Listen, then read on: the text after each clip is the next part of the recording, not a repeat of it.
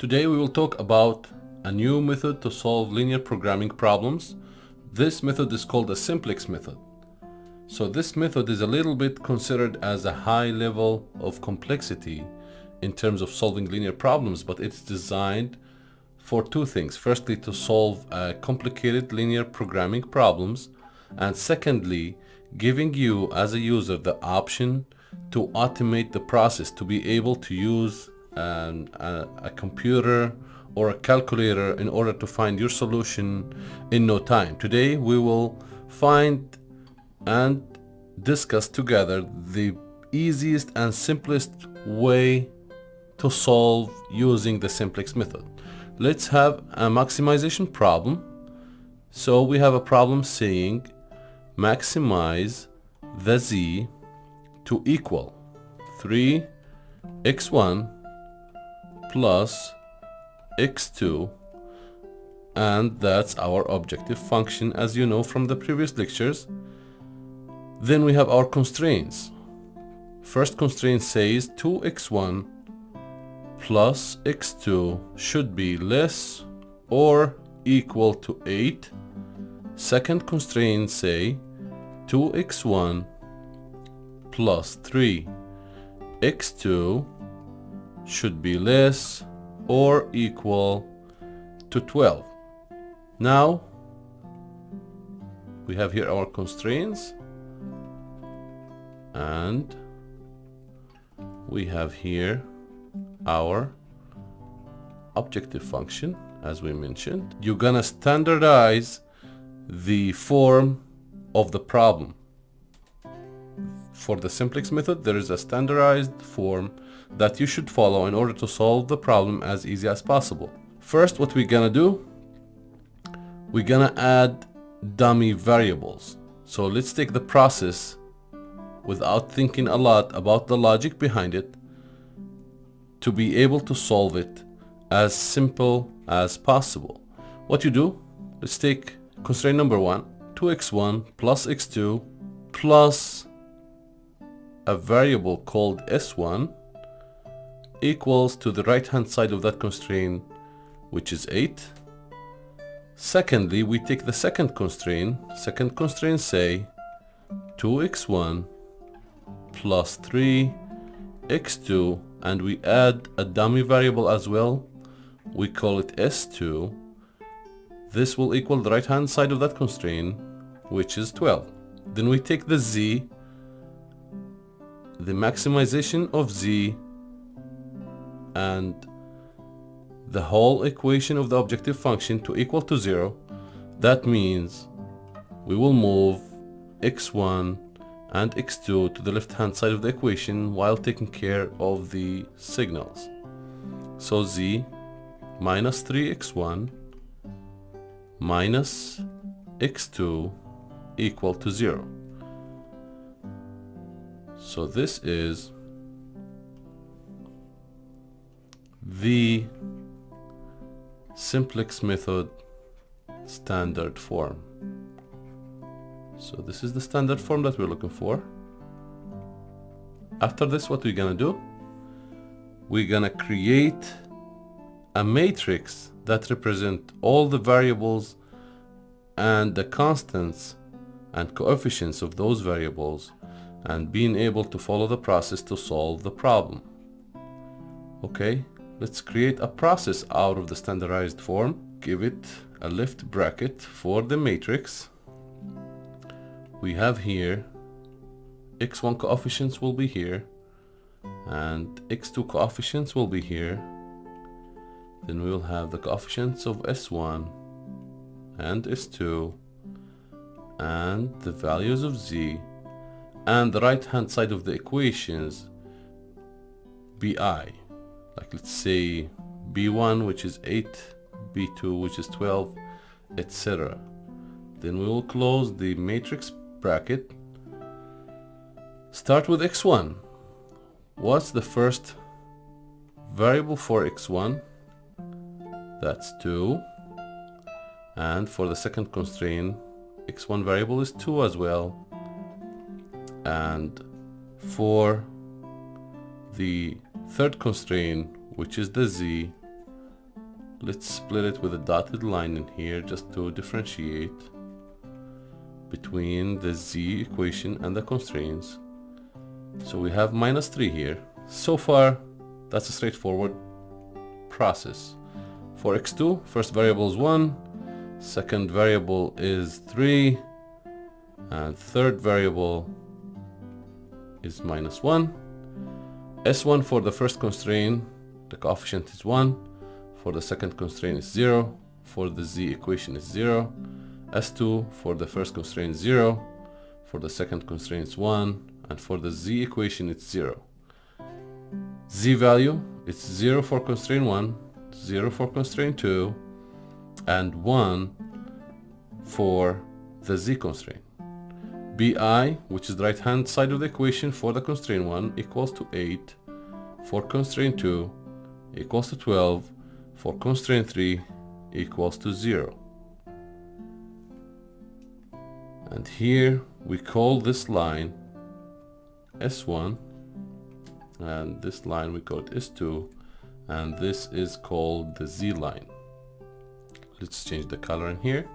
So far, straightforward, simple and easy. I believe everybody of you can do that.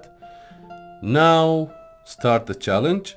Firstly, you want to decide where is your pivot column, or we call it the entering column. You will understand that as moving forward with the process. What do we mean by those abbreviations? So what you do, you look at the minimum value in the z line. Is it 0, 1, -1, or -3? In this case, it is -3. That's the lowest value. So we call this column a pivot column. So in this case, we're ignoring the rest of columns. That's the column of interest. That's what we call the pivot column. Secondly, we want to decide the pivot point, or the pivot joint or origin. In this case, what we do, we divide the BI in here over the coefficients of the pivot column. In this case, BI over XI, or BI over X1 to be accurate. If you divide 8 by 2, so B1 will be equal to 4, which is 8 by 2, and B2 will be equal to 6. We take the minimum value, which is 4, so that's our pivot point. 4, which is the division of 8 over 2. So in this case, 2 is our pivot point. I hope that's clear. So first, you go to the Z line. In the Z line, you see the minimum value. The minimum value represents the pivot column. All the values above or below that are the values of interest. Then what you go to the X values, and you divide the B values, which is the right hand side of the constraint equations, on the left hand side for the value of the pivot column. In this case, 8 over 2 and 12 over 2, whichever is the lowest number, that's your pivot point. In this case, it is 2 in the first row. Okay, that's a major point. And usually the right hand side lower corner, that's what we call the current Z value. Just to keep that in mind.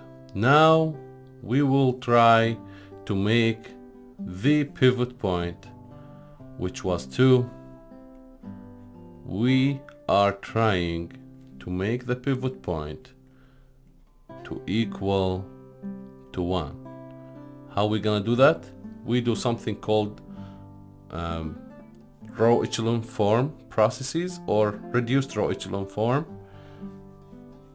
In matrices, I'm sure you are aware of that. If not, then you can go back and learn about it. There's a lot of calculators and computer programs that can do the reduced form of a matrix. But there is a trick in here. You don't do like a dummy row reduced row echelon form, otherwise you will have a wrong value of z, you will keep doing manually, preferably you keep doing manually the row echelon form until your pivot point equal 1 and all the pivot column other values to be equal to 0. So you keep doing that until the pivot point equal 1 and the other values of the pivot column to equal 0. That's what you're trying to do.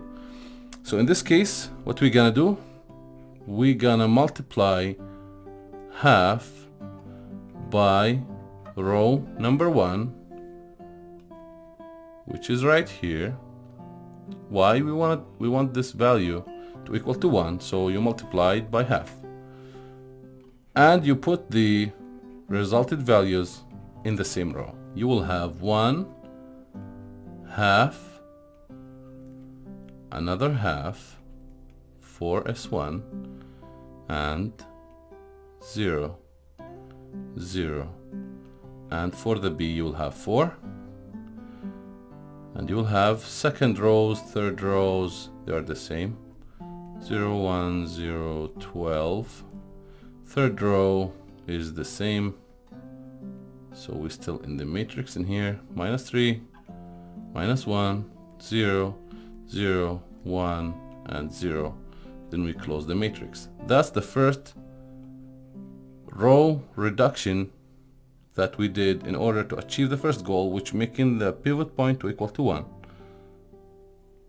Second thing that you're gonna do, you're gonna multiply row number 1 that we recently have, which means this row, not the older one. Multiply it by 2 and add it to the row number 2 and put the value in row number 2. Then you do another operation, separate operation, it's not related. After you finish that, you do 3 multiplied by row number 1, which is resulted by multiplying -2 by the R1 plus R2. You don't do the second operation until you finish the first one. Plus R3 and put it in R3. That will give you the following matrix. So you will have 1, 0, and 0. Remember, our pivot point still in the same location. So this is still our pivot point. After the second operation of reduction, we have 1, 0, and 0. We have half, 2, and a half. And we have half, -1, 3 over 2. Then we have 0, 1, and 0. Then we have 0, 0, and 1. And we have on the right hand side, which is the B values, we have 4, 4, and 12. Let's do a little preparation in here. We were moving faster than we moved faster than designing the matrix in the way we did before. So here, same thing. So that's the Z line. And that's the right hand side of the constraints and equations. Then you close your matrix in here. Oops, let's change the color to green. Close the matrix. Okay, now you can see we have the pivot point equal to 1 and the rest values in pivot column to equal to 0. And another condition I want to introduce for you, while doing that, make sure all the Z-line values are positive values. If they are negative values, then you want to keep doing the reduction row echelon form and rows reduction operations until you get all the Z-line values to be positive values while maintaining the pivot column values to be 0, except the pivot point to be 1. If you achieve those conditions, then you can confidently say this is the value of Z after maximization. So that's the max value of z where your x1 equal to 4 and x2 equal to 0. Why we say that?